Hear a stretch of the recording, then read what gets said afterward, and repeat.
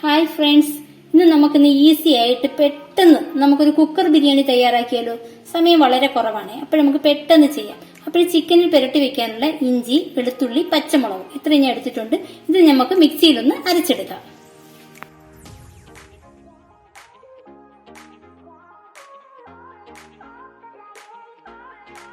Chicken കഴുകി എടുത്തിട്ടുണ്ട്. ഇതിലേക്ക് നമ്മൾ അരച്ചു കൊണ്ടുവന്ന പേസ്റ്റ് ചേർക്കാം.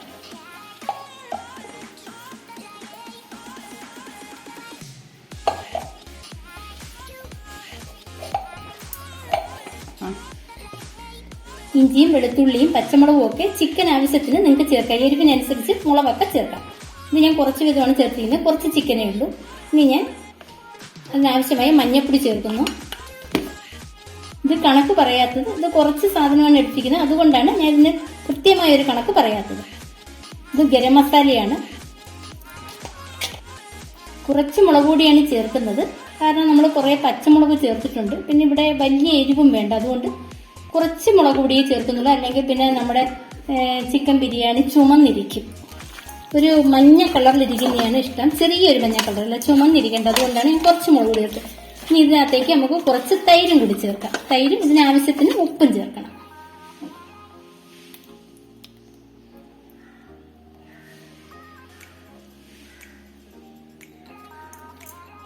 ഇതിനാവശ്യത്തിന് ഉപ്പും ചേർക്കാം.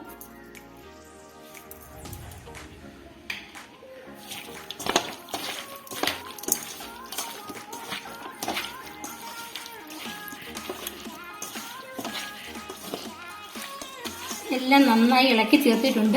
ഇത് നമുക്ക് ഫ്രിഡ്ജിലേക്ക് വെക്കണം. ചിലവരെ ഇഷ്ടമുണ്ടെങ്കിൽ നമുക്ക് ഇതിനകത്ത് കുരുമുളക് ചേർക്കാം. ഇവിടെ കുരുമുളകിന്റെ ആ കുത്തൽ എനിക്ക് ഇഷ്ടമല്ല, അതുകൊണ്ട് ഞാൻ കുരുമുളക് ചേർക്കുന്നില്ല. ഇനി നമുക്കിത് 1 മണിക്കൂറെങ്കിലും കുറഞ്ഞത് ഫ്രിഡ്ജിൽ വെച്ചിരിക്കണം. അപ്പോഴേ ഇത് ഇതിലെല്ലാം ഇറച്ചിയിലെല്ലാം ഈ മസാല എല്ലാം നന്നായി പിടിക്കുകയുള്ളൂ. കുക്കർ ചൂടായിട്ടുണ്ട്. അതിലേക്ക് കുറച്ച് വെളിച്ചെണ്ണയും കുറച്ച് നെയ്യും കൂടി ചേർക്കാം.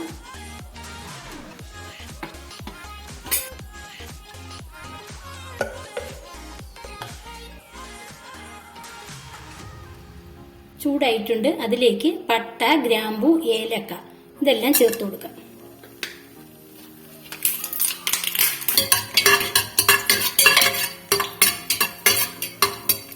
ഇതൊരു 4 സവാളയാണ്. 4 സവാള വളരെ നൈസായിട്ട് അരിഞ്ഞിട്ട് ഉപ്പിട്ട് നല്ല വൃത്തിയാണ് കൈ കൊണ്ട് ഞെവിടി 1 മണിക്കൂർ വച്ചിരിക്കുന്നതാണ്. ഇത് നമുക്ക് അതിനകത്ത് ഇട്ട് കൊടുക്കാം.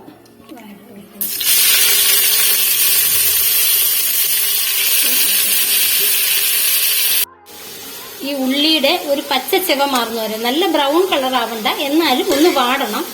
അല്ലെങ്കിൽ ആ ടേസ്റ്റ് നല്ല ടേസ്റ്റ് വേണമെങ്കിൽ ഉള്ളി ഒന്ന് വഴണ്ട് വരണം. അതുകൊണ്ട് നമുക്ക് ഒന്നുകൂടി ഒന്ന് വഴറ്റിയെടുക്കാം. ഈ ഉള്ളി വഴളുന്ന സമയത്ത് നമുക്കൊരു 4 തക്കാളി പേസ്റ്റാക്കി എടുത്തുകൊണ്ട് വരാം. ഉള്ളി നന്നായി വഴണ്ടിട്ടുണ്ട്. ഇതിലേക്ക് നമുക്ക് തക്കാളി പേസ്റ്റ് ചേർത്ത് കൊടുക്കാം.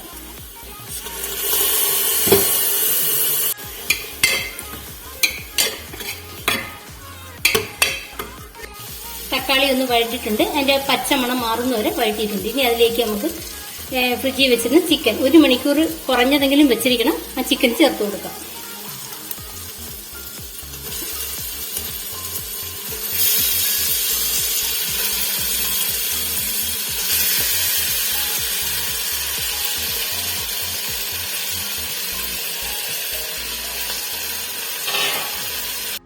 ഒരു 10 മിനിറ്റ് ഇതൊന്ന് ഇളക്കി ഈ ചിക്കനകത്ത് ഈ മസാല ഈ ഉള്ളിയും എല്ലാം ഒന്ന് പിടിക്കുന്നതുവരെ ഇളക്കി കൊടുക്കാം.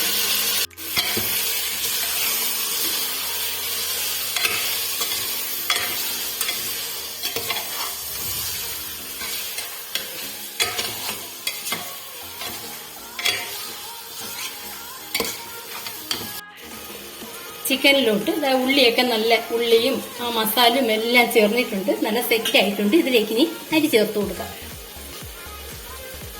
ഇത് കൈമ റൈസാണ് എടുത്തിരിക്കുന്നത്. ഇത് ഞാൻ ഒരു 1.5 ഗ്ലാസ് കൈമ റൈസാണ്.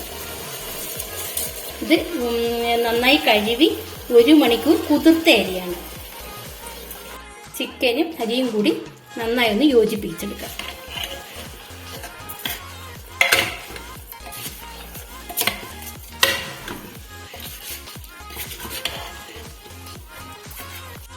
ഇതിലേക്ക് ഞാൻ ഒരു ബേ ലീവ്സ് ആണ് ഇട്ട് കൊടുക്കുന്നത്.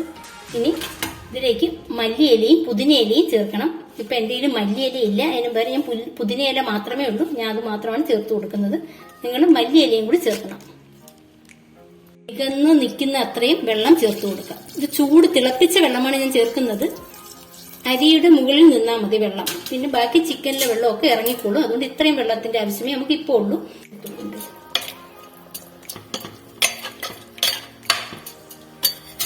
ഇനി ഇതിനാവശ്യമായ ഉപ്പ് ചേർത്ത് കൊടുക്കാം. ഇറച്ചിക്ക് ആവശ്യമായ ഉപ്പ് ചേർത്തതാണ്, അതുകൊണ്ട് ഞാൻ നോക്കി വേണം ചേർക്കാൻ.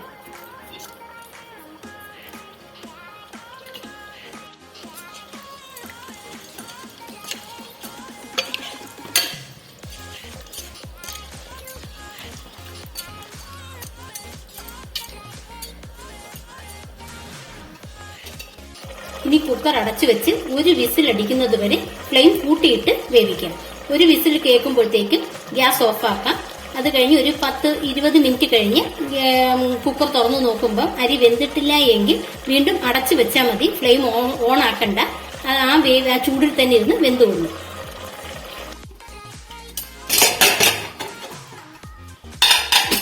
നമ്മുടെ ബിരിയാണി റെഡി ആയിട്ടുണ്ട്. ചോറൊക്കെ നല്ല ആവശ്യത്തിനാണ് അരിയൊക്കെ വെന്തിരിക്കുന്നത്. നല്ല വിട്ട് വരുന്ന പരുവത്തിൽ തന്നെയാണ്. മസാലയെല്ലാം നല്ലോണം പിടിച്ചിട്ടുണ്ട്. നല്ല ടേസ്റ്റി ആയിട്ടുള്ള ബിരിയാണി പെട്ടെന്ന് തന്നെ ഇങ്ങനെ റെഡിയാക്കാൻ പറ്റും. അപ്പോൾ എൻ്റെ വീഡിയോ ഇഷ്ടപ്പെട്ടുവെങ്കിൽ സബ്സ്ക്രൈബ് ചെയ്ത് ലൈക്ക് ചെയ്ത് സപ്പോർട്ട് ചെയ്യണേ. Thank you for watching.